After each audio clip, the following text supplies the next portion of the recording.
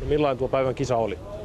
No se oli aika täynnä ohjelmaa meillä kyllä, että oli taas perään irtoamisongelmia ja saatiin se kuntoon kyllä, mutta sitten vääntyi vitosella oikea etuiskari ja se oli pahempi juttu, kun ei ollut uutta iskaria ja sitten se katkee koska tahansa, niin piti ajaa kutonen yritettiin vähän tulla nyppylät varovaisesti, mutta seiskaa tultiin sitten ihan kävelyvauhtiin, kun se on silleen vääntynyt, että se todennäköisesti koska tahansa katkee ja sitten se peli jää siihen heti, että sitten ei ole mitään tehtävissä enää. Niin se oli jännä paikka tietenkin.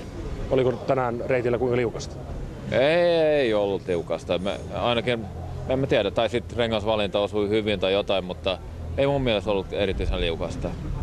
No entäs tämä kokonaisuudessaan tämän vuoden 2004 kausi? No tietenkin nyt kun mestaruus tuli niin